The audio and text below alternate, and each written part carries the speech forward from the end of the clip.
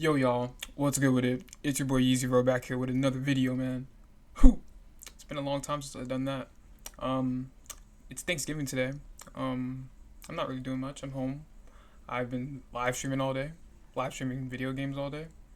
Not really haven't gotten much luck with viewers, but you know, I still had fun streaming them.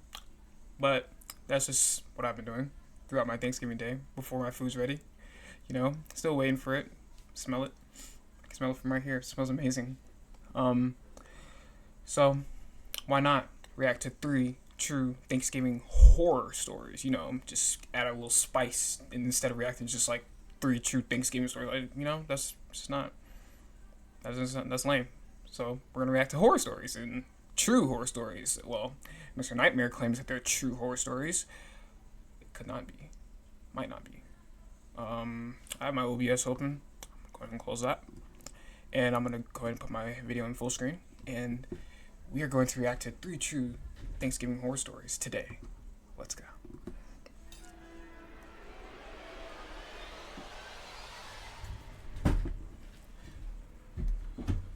It was a rainy Thanksgiving. We have a small family, so our family gatherings are tiny. It was my mom, my two sisters, our grandparents, and I for dinner at my mom's house. My older sister Nancy has been moved out for years. My younger sister Jamie and I still live at home with our mom. Our grandparents live 20 minutes away. Our dad's side of the family all live in a different town. We were all helping out with cooking and such, and our grandma was bringing over some food as well. We always do Thanksgiving dinner at 6 o'clock sharp. Our grandparents arrived at like 5 o'clock. We had to go out and help them walk through the rain up the front stoop to make sure they didn't slip.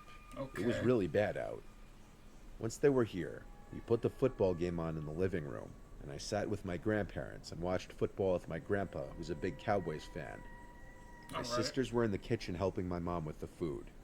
The rainstorm created for a more comfortable and relaxing Thanksgiving evening. That is, at first. When it was time to set the table, I went to help. You know what's crazy? It was actually raining All at earlier the table today. by 6 Shoot. o'clock, as per the usual. We had a giant selection of food for the small amount of people we were.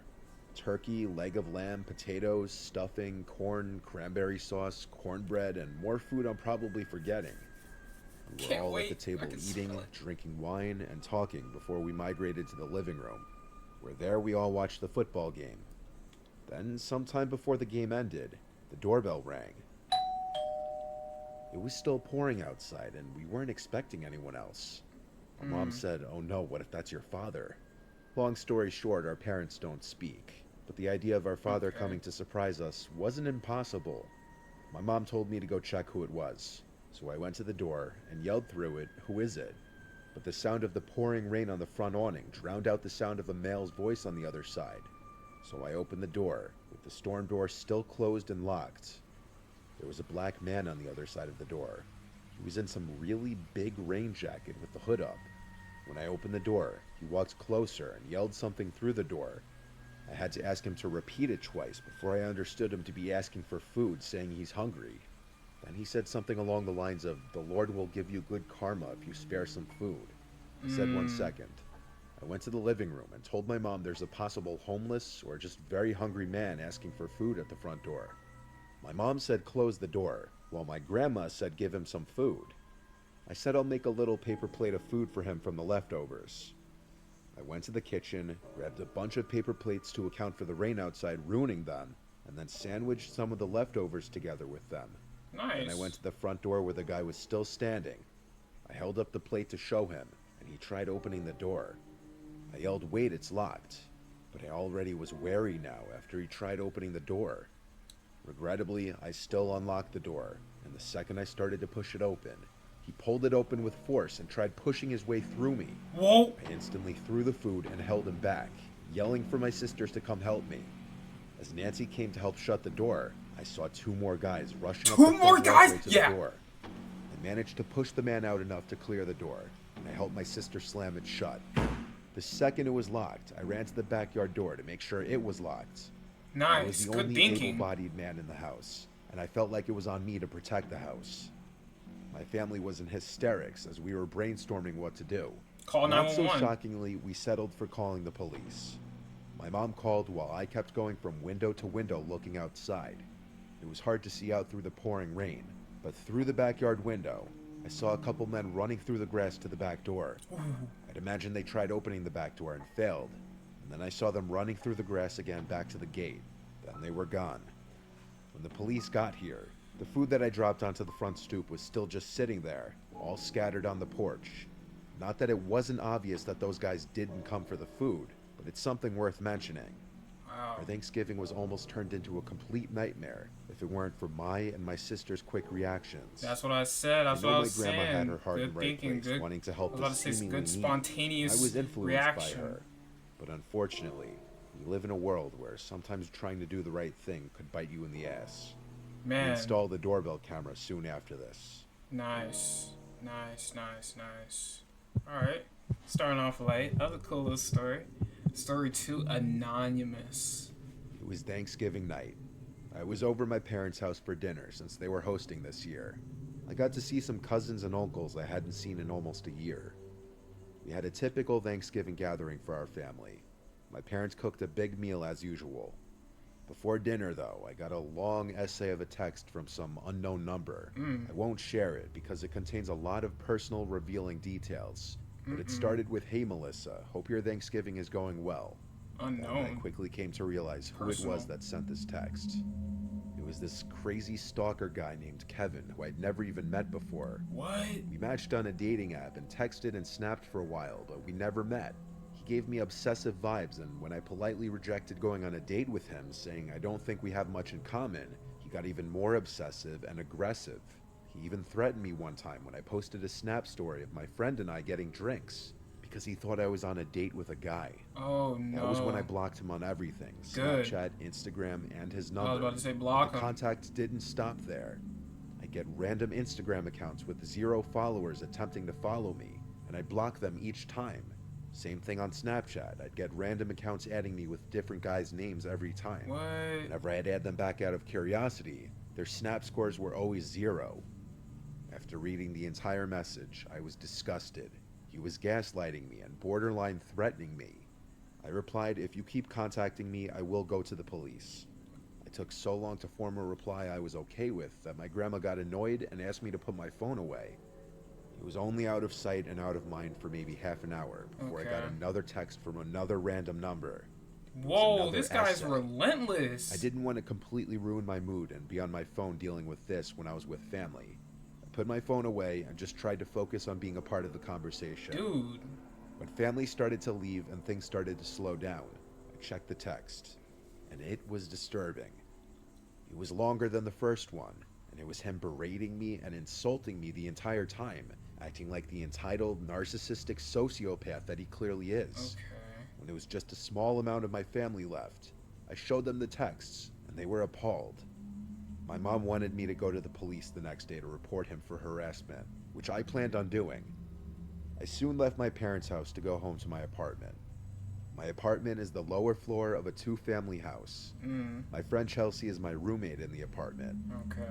I got home before her, and I went straight to my room to look for Christmas movies to watch. My phone started ringing, and it said unknown caller. Oh, I knew it was no. him. I denied it and silenced my phone. I put on some Block silly all the rom-com numbers too. Christmas Just movie keep to fall blocking them asleep every to. time. Block them. It was called Surviving Christmas.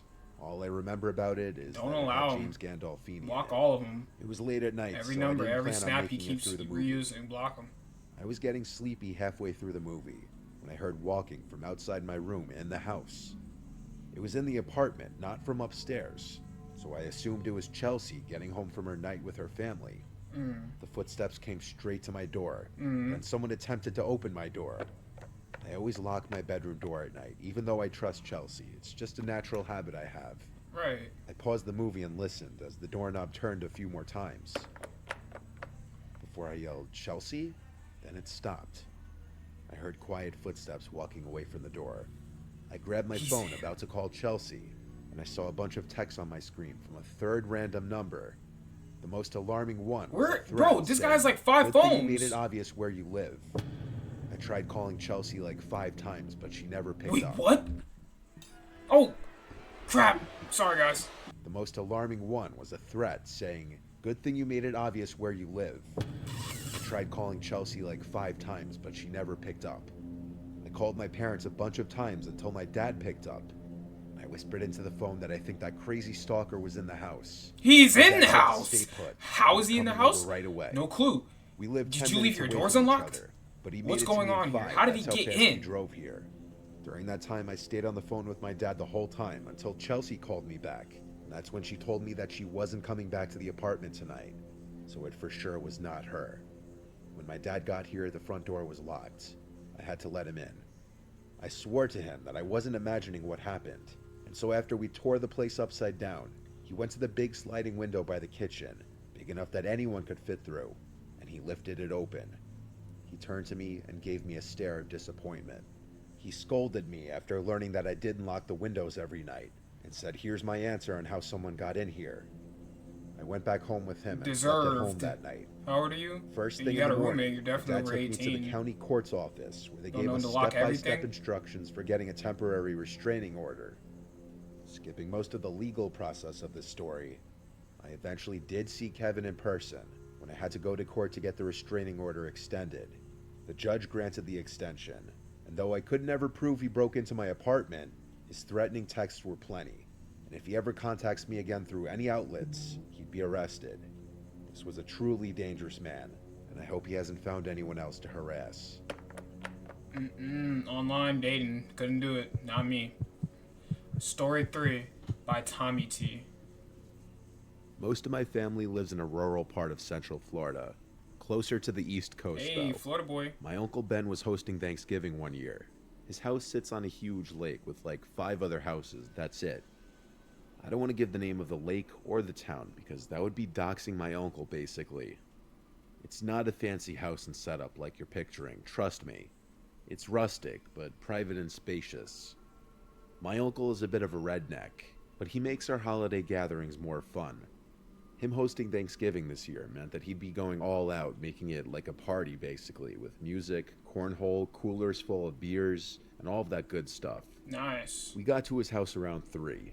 During the day, we all drank some beers, ate some snacks like chips and dip, and played drinking games together. Card games, cornhole, and even basketball with my cousin. Okay. Though the basketball didn't last long, with 3 beers and a bunch of chips in our stomachs. This all went on for a few hours with music blasting. An unusual way of celebrating Thanksgiving, I I know. wonder if these are the actual And locations. as it started getting darker around pictures that he's 5:30, displaying. Aunt Mel and Uncle Ben started bringing the food out to the table. They set the table up under the big gazebo. It was around sunset when everything was set up and we were all eating. Probably not. The gazebo has lights, so when it got really dark, the lights turned on. By 6 o'clock, it was basically pitch black out. My uncle's probably the only one alive who insists on doing Thanksgiving dinner outside, but we all enjoy it. It makes it more fun. The fun Well, I soon have ended, actually though. been outside for My Thanksgiving cousin dinner. suddenly pointed out past me to the woods, saying, "Dad, who's that?" Uncle Ben turned around and said, "Who the hell?" There was someone standing out in front of the woods like a statue, watching us eat. Uncle Ben stood up and started walking over to the guy standing by the woods. And then he yelled, "Can I help you with something?" Yeah. I'd say he was about halfway to the woods when the guy turned around and ran into the woods.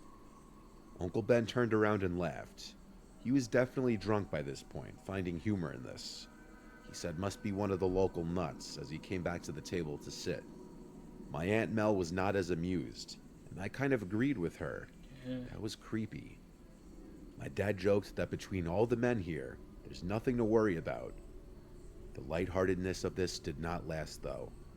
This time I spotted the guy. He was standing by the woods again, though closer to the lake this time. I pointed it out to everyone. My uncle got up, pissed off this time. He started marching over again, yelling and taunting the guy. Get off my His property! drunkenness was really starting to show now, just in the way he was confronting the trespasser. But then we noticed there was another guy in the woods, on the complete opposite side of the yard. No. And when the one guy that Uncle Ben was approaching ran into the woods again, the other one stayed put. As Uncle Ben came back to the table, he said there's another one. So my cousin, myself, and my dad all got up now, ready to help my uncle confront these people. Okay. And with that, the second guy ran into the woods. Uh. By this point, we decided it was time to clean up. We started all Yeah, they cleaning the didn't want no table and smoke when bringing everybody plates and started food coming inside to through. the kitchen. When everything was cleared out of the gazebo, we all sat inside the living room. Uncle Ben left the lights on outside, because I know he and Aunt Mel were on high alert with people running around their property being creeps. They didn't look like kids, that was the thing. And who would do this on Thanksgiving is the question. Our accepted theory was at the time that it was just some drunk older teens or young 20-year-olds with no family gatherings messing around being assholes. Eventually I wanted to grab another beer, which was in the cooler outside still. As I got up, Uncle Ben and my dad both asked me to grab one too. So I went outside and walked over to the gazebo. I made it to the cooler, suddenly feeling really uneasy. The gazebo light was off now. I looked around, analyzing my surroundings. I grabbed as many beers as I could hold, just so I wouldn't have to come back out here again. Yeah, creepy. Then I started walking back to the house, when I heard one of the chairs under the gazebo sliding on the concrete. Ooh. I turned around, and there was someone under the gazebo, walking around the table. He looked massively tall, like 6'5". What? I started yelling for Uncle Ben as I ran back Ben! to the house. He, Ben! along with my dad, came out, and I said there's a guy over there. And then, as if someone else was responding to me saying that, there was a banging from the other side of the house, like someone was hitting the siding with their hand. What? Seeing my uncle and my dad genuinely frightened made me frightened too. We went inside, and Uncle Ben locked the door. We didn't know how many people were outside of the house, Bro. but we felt like the house was surrounded. It's time to call somebody. Aunt Mel started shutting every last curtain and blind in the house because we felt like we were being watched from the outside. Bro, Uncle y'all are Ben being called the invaded. police, which was a first. It felt completely out of character for him to involve the police in anything. He was only on the phone with them for like 5 to 10 minutes. Then we waited in the living Out room. of character. with Bro, clear there's tensions and unease in the room. intruders. You could be armed and dangerous. Oh no. There was this quick and sudden loud bang on the glass, No. followed by a window in the kitchen completely Get shattering. the knives. Get in the kitchen. Aunt Mel yelled at Uncle Ben to go get the old rifle from the closet. Uh-huh. He yelled back the thing hadn't been loaded in years. Screw Luckily, it. the police response time was pretty good. A singular beep of the siren from the police car outside let us know he arrived. One of the people outside had thrown a brick through the window with a note attached to it, saying, "Leave now, you fucking faggots," which What? felt like a threat. His Trump Nah, flag was this is also a real missing the next photo. day, There's no way. which created the possibility of those people's motives being political. That's really the most realistic theory. Because Yeah. unless my aunt, uncle, and cousin are secretly the worst neighbors ever, I see no other reason why their house would be a target for something like this. On Thanksgiving, nonetheless. There really are some sickos out there. That's crazy, man. I wonder if they got caught. Oh, no, I do not want to go to your Spotify. Sorry, Mr. Nightmare. But that is it. That is 3 scary, true Thanksgiving horror stories by Mr. Nightmare. I'll be sure to link the original video down in the description if you guys want to check it out for yourselves. And, let's see, what time is it? 2:37. I'd say my Thanksgiving dinner is going to be done around, like, probably 4, 5 o'clock, around that. If you guys do watch this video, leave a comment down below. What are you looking forward to eating today on Thanksgiving? For me, I'll say them yams, mac and cheese, and that turkey. That turkey's gonna be good too. I'm looking forward to it because I'm hungry. Haven't eaten none today. I'm saving my appetite strictly for Thanksgiving. But that was 3. I already said it, but I'm gonna go ahead and get up out of here, you boys. I'm gonna catch y'all boys in the next video for sure. See you later.